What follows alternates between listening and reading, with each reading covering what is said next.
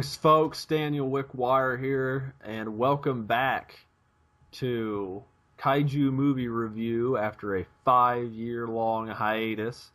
I am Daniel Wickwire, of course, the host, for those of you who have not seen my show before, or I guess our show now, and I am joined by my co-host here, Zach Wickwire, who will be helping me with this fun little thing.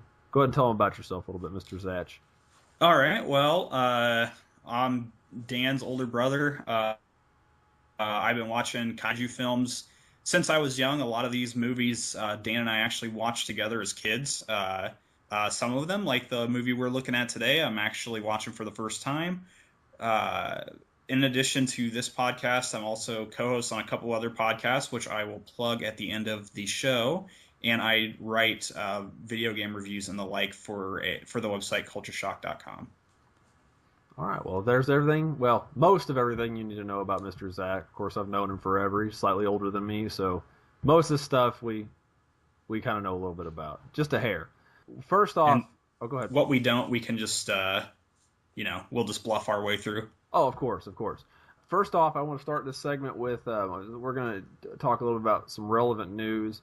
And if you like, Zach, I'm going to go ahead and let you have first shot at it. And see it's news related to science fiction / kaiju. We're going to provide a piece of that every podcast to make sure everybody's in the loop about what's going on. But go ahead, Zach. Yeah, the thing I saw that kind of jumped out at me was the news from a couple days ago that John Boyega, who played Finn in Star Wars Episode 7, has been cast as the lead for this sequel to Pacific Rim. I think that's really interesting, and I think he could play the role really well, especially based on how he played his character in The Force Awakens. I actually didn't know he was. I've heard that there were some casters, but I wasn't 100% sure that he got casted. That's actually very interesting. Yeah, I just read that earlier today, actually. It said the news post was from like 2 or 3 days ago. That he got cast into the lead role for the film. So I'm honestly just glad to see that Pacific Rim's getting some traction, the sequel anyway. I watched the first one, I really enjoyed it, so I'm just waiting for the sequel to come out. Honestly, I'm waiting for, since we recently got a 4K Blu-ray player, I'm actually waiting for the 4K release of Pacific Rim, because I don't believe there is one yet. And I'm probably going to double dip for that one, and it'll be my first kaiju film on the 4K format. Well, it's a brilliant movie anyway, and those of you who haven't seen it need to watch it. I'm sure we'll review it at some point in the future. But actually, I'm glad to hear that, because that movie's been in like development hell for like the last year or two. It's just been an absolute nightmare. But is that all you got for your news, sir? Yeah, that's it for me for this time. All right, I'm going to do a complete cop-out, and I'm actually going to do news that's not so much news. It's like yours. It's several days old. Was the release of course, me and Zach got this, was the release of Godzilla 1984 or 1985, or The Return of Godzilla on Blu-ray in the United States. It's the first time the movie's been released on some type of video format legally since the old Miramax. I believe it was Miramax. Yeah, I believe it was Miramax that released the old VHS copies of that way long ago, back in the 80s and into the early 90s, and a few other companies released ones here and there, but there's never been a disc-based physical release of that legally in the United States. So it's very nice, and Kraken is the one that got a hold of that. And they did not like the 100%, not like the pinnacle, it's not like Criterion quality Blu-ray, but it's very good, and the fact that the movie's available on Blu-ray for about $10, I mean, you can't beat that. No, especially when you look at what the VHS copies were going for, since it's been out of print for so long. Yeah, you get, and also you get the English 1985 and the Japanese, The Return of Godzilla, which, if you haven't seen the Japanese version, you really need to, because it's good and not just blatant Cold War propaganda like Godzilla 1985 was. Yeah, I need to pick that up. I already did pick it up. I need to watch it. I picked it up along with the Blu-ray release of the Iron Giant last week, and I just kind of been waiting on watching those because I've just been kind of busy with other things. Not kaiju, but you need to watch Iron Giant too. But yeah, that's not really. Yeah. I guess it might be kind of a spoiler alert, but yeah, kind of like the original Godzilla and Godzilla King of the Monsters. It was very much changed / Americanized somewhat to be more propaganda-ish. Yep. 85 was very blatant. If you watch the English version as opposed to the Japanese version, it's really blatant. But it's a really, really good movie, and it stands up well. Now we just need to for Godzilla Raids Again. Oh, of course, of course. That's one. I know that's one of the ones that's that's waiting release. Maybe they can even release the original English cut when it was what. God, what was the original title for that in the States? Gigantus the Fire Monster, and hopefully they don't. There you go. Let's get Gigantus the Fire Monster on there. I don't even know who has the rights to that film. Oh gosh, Classic Media released it last time it was released on DVD, but some of their stuff hasn't been hit on the Blu-ray side. I don't know what happened to them or what's going on with it. Hopefully soon. Well, maybe Kraken will pick it up, or I mean, maybe even one of the smaller like anime companies like Funimation. No, not Funimation. They're not. Well, they could pick it up now since they brought Shin Godzilla over here. I mean, maybe somebody like Discotech Media would pick it up and release it in the States if it's not too expensive for licensing. They could. That would be nice. And by the way, for those of you that don't know, and I'm assuming if you're really big into kaiju or the kaiju community, you may or may not know. But yes, Shin Godzilla, Shin Gojira, Godzilla Resurgence, whichever title you want to go by, is getting a theater release in the United States between October 11th and October 11th and October 18th. It's 1 week only, very limited locations. Tickets are available. I've already bought mine. I have to drive a little bit, unfortunately, but it's okay. It's going to be worth it. But that's going to be for several days. Check Fandango and then the official Shin Godzilla website, which I think is Funimation.com/Shin Godzilla or something like that. But look it up. You definitely need to go see it. I've heard a lot of good stuff when everybody thought the movie was going to bomb out. I've heard nothing but great stuff. It's been selling like crazy in Japan. Excuse me, I'm going on a rant here, but let's get to the movie because we've been talking about everything but the movie at this point. All right, our movie today is Earth versus the Spider, aka just The Spider, which was released on September of 1958. The movie is 73 minutes long, which, depending on who you ask, is not much of a movie. It was directed and produced by Burt I. Gordon and starring most notably Ed Kimmer, June Kinney, and Eugene Person. The film essentially, the synopsis of the film is a giant spider attacks a small rural community, likely a Californian rural community, and bad things happen, and teenagers for the win. But let's talk a little bit about the movie. The start of the movie, we're going to abridge this like we normally do. Start of the movie is essentially a guy driving down the road, has a little gift, blah, blah, blah. Something that says for, what's her name? Carolyn? Carol. That's Carol. Yeah, Carol. I'm sorry, I get it mixed up. And he hits something in the road and gets in an accident. Cut to the next day, a girl, Carol, we meet Carol, of course, and then Mike. Mike is Carol's boyfriend. Carol is your kind of atypical girl, distressed, blah, blah, blah. And Mike just a douchebag idiot that only cares about himself. But Carol's sad face because Mike's like, oh, it's your birthday, or blah, blah, blah, here's stuff for you. And she's all sad because her dad never came home last night. Well,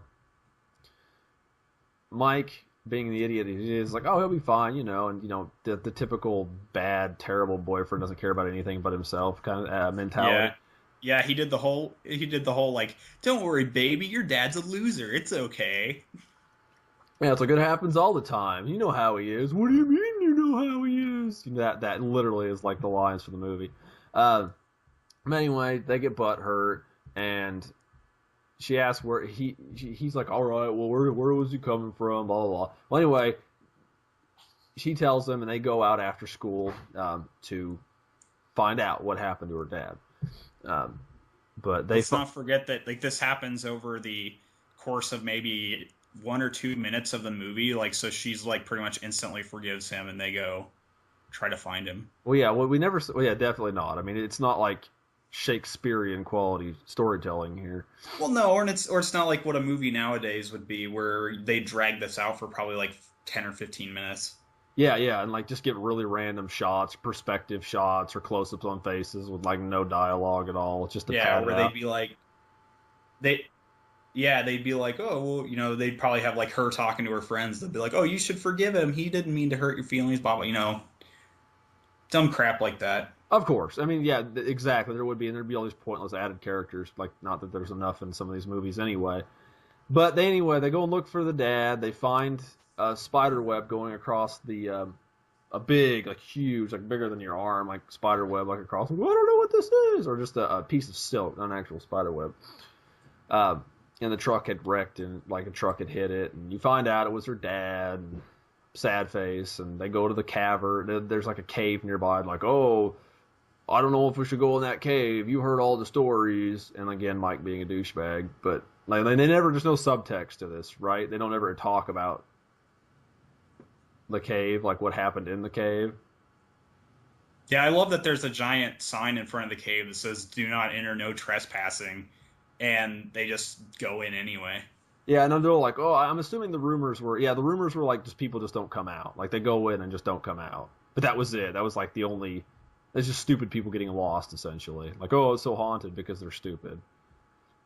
They wander through the cave for a while aimlessly, claiming it's too dark, but then they fall into like the spider web, which is clearly just rope tied together in like a grid pattern. And it's like, oh, it's sticky, but it's not really that sticky like it actually would be if it was trying to catch prey. But remember, and then they hear something, which is like growling and monstery noises, and it's the spider, of course, and it runs them out of the cave. But apparently they could see it even though it was too dark, and they fall into whatever. We're not going to get into it. So after escaping the cave, Mike and Carol return to town to convince the sheriff, Sheriff Cagle, played by Gene Roth, of the giant spider in the cave, and he kind of just laughs them off. They approach their science teacher, Mr. Kingman, who's played by Ed Kemmer. He convinces the sheriff to go check out the cave because he believes them about the spider. When they return to the cave, they find the body of Carol's dad, and it's had all the fluid drained from it, so he looks basically like an unwrapped mummy. And they take him out. It's kind of a weird scene. They bring him out of the thing, and it like They take the spider out too. Like they spray the cave like with insecticide DDT or like DDT. Yeah, well, back in the 1950s, they didn't know any better. They put it in their breakfast cereal back then. Yeah, right. So they kill the spider. Well, Mr. Kingman convinces the sheriff to bring the spider back to the high school for whatever reason, and they put it in the gymnasium for science. Yeah, for science, right? Because I guess the university was going to come and get it. Yep, that was the rumor. Yeah, so they lock the spider up in the gym, and a bunch of scientists come and examine the body. And when one of the legs twitches and knocks over one of the scientists, he says that he doesn't think it's dead, but Kingman says that it's dead, and it's just a muscle spasm. So they leave the spider there for the university to come get it. And then a group of kids gets into the gym, and they start practicing on a bunch of instruments that are in there, and they wake up the spider, and that causes this entire panic to start where the tarantula chases all the kids out of the gymnasium, kills a school janitor, and leads to the sheriff and Mr. Kingman coming to the school to find the spider escaping into the streets. And that's pretty much a good spot to leave it, to let everybody kind of fester, to watch the movie, because you know how we do here at Kaiju Movie Review. We don't actually tell you the ending. You have to watch. We want you to watch. Exactly. I mean, I know this is a review and I want to tell you all about it, but you need to actually watch the film. It's kind of the reason they made it, not just for people like us to talk about. My only concerns here with the whole plot as he was unwinding it here. I like how the spider, of course, wakes up from like this killer jazz band, which and by the way, he said most of these high school students look like they're in college. Some of them look like they're in their 30s and 40s, which is absolutely hilarious. Yeah, like some of them look like they're the same age or maybe a little older than the janitor. Oh, I know, right? The janitor's so stereotypical too. There's so many stereotypes. It's ridiculous. At least the janitor was an old white guy and not an old Hispanic guy. That's true, or like a black man or something. Yeah. But we'll talk about here that's the plot in a nutshell. We'll go ahead and jump over to talking about the actual spider itself and the various special effects. The spider in the movie, quote unquote spider, is essentially, because this is the stuff I know about. All it is a tarantula they found in the desert around California, Texas, New Mexico, something like that. It's an Aphanopelma. I can guarantee that's what it is. Just, I mean, the black and white doesn't help, but it's just a spotted tarantula they found and like slapped in like a little green screen, blue screen booth because it didn't matter back then because no color, and that's all it is. I mean, it's nothing special. But my complaint with it is they try to treat the tarantula like a spider you find in your house. And I know you can find tarantulas in your house, but like a true spider, like a web building spider or like a wolf spider. That's my complaint. So for one, tarantulas don't spin webs to catch prey. They just don't. Not in the same sense that an actual like a true spider would, like a web garden spider or a black widow or something like that would. They don't do that. One thing they did get correct, I will say, they don't hang from their webs, which is a scene you see later in the movie. They don't hang from their web because it's not constructed for that purpose. The webs they build are mainly for shelter or trip lines, which is the only thing in the movie I tip my hat to them for getting correct. Because at the beginning, when Carol's dad hits the piece of webbing that's out in the middle of the road, that's like jutting off from a tree, it's not done in the fashion of like a web. It's literally just a string, and they would build those strings coming out of their shelters sometimes, as some species do, as tripwire, so they can feel when something's touching it and then go attack it. Other spiders do it too, but tarantulas have been known to do that. And that was the only thing I'm like, wow, whether they meant to do it or not, they actually did something right about, factual about spiders. But most of the other stuff in the movie is just BS anyway. Do you have anything to add about our spiders? About spiders? I mean, I don't really know too much about the spiders as far as. I mean, I could tell when I first saw it, it was a tarantula, because I remember Mark walked into the room and he's like, "What the hell are you watching?" And I was like, "I'm watching this." I'm watching this film with a spider that they put really close to the lens to make it look really big. Yep, exactly. And yeah, it's just, I mean, there's not really much you can say about. There's not really much you can say about the monster design. I mean, it's just a spider. That's it. In a nutshell. It is literally a wild spider that they caught and put in front of a camera. I mean, there's really not anything else you could say. Yeah, that's true. That's literally what I was demonstrating, and they don't even portray it right because it's a spider. And another thing is Dr. Kingsman, Mr. Kingsman, their science teacher, who I love because he acts like the stereotypical know-it-all scientist you see in movies like this a lot. I like how he's like, oh yes, it's dead. And like if the dude knew anything about spiders, the way the spider was mounted, if it was dead, it'd be in a death curl, and it wasn't. Like I know people like, oh, you're being too analytical, Dan, because you know about a little bit about spiders because you went to college for it, which I did, but but it's just little things like that I pick up on. It's just ludicrous, and they don't make noise like that. Spiders don't roar. They don't like whoa. They don't have like voice boxes, and I know I'm being. Go ahead. I don't know what they did with that sound. When I heard that, I almost started laughing. I'm like, this is completely ridiculous. It is. And like I said, they don't make noise like this. And I know you could argue, well, it's just a movie, Mutant Spiders, suspension of disbelief. But I've got to be over the top with it. But as far as like the effects went, that is in a nutshell the effects. I mean, there's a few scenes with cars getting wrecked. Essentially, it's just a lot of screen within screen shots of like a big spider and then somebody like near it, like blue screen, green screen, whatever you want to call it. Like I said, we don't know the color because lack thereof pigmentation.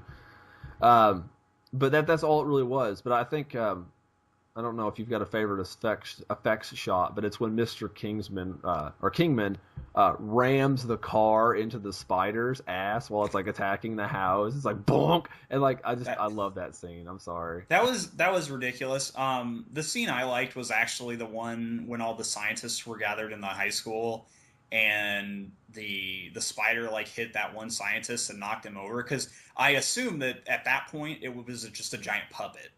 Yeah, it was like an arm or a leg. Like they didn't ever Yeah, make a whole one. It was like one or two legs, and that was it. yeah, I assume that's what I assumed by looking at it, that it was just a giant puppet when they had it in the gymnasium. But I just thought it was interesting that they would bother constructing something like that and only using it in those like two scenes that take place in the gym.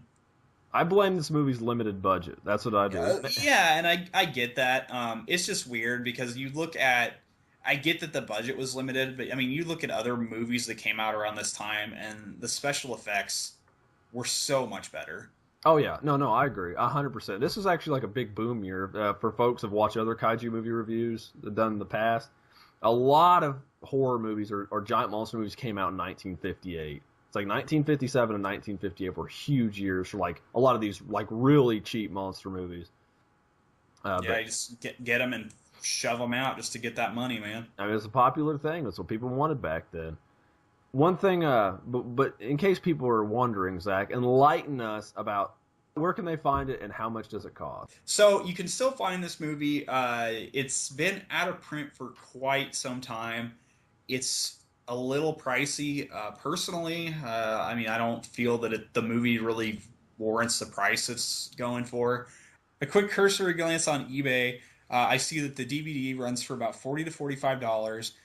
It seems like it was probably a pretty limited print run, and it is a double feature. Is packaged with the film War of the Colossal Beast, also from 1958. And you can also find the film on VHS, which seems to be the more common format, so I assume it's probably the more sought after format, just because of pricing, and that one runs around $20 to $25. I actually looked around on Amazon and found this movie. I believe it's new sealed for like $65 with Amazon Prime free shipping. But I've also found other loose copies for right around $20. And like you said, like Zach said here, it's really boils down to the fact that it's just not it's just out of print. I mean, that's really what it is. And honestly, this movie is I remember when the set came out, I think I paid like $6 or $7 for it. It was not expensive, and I still have it, I believe, over here on my shelf.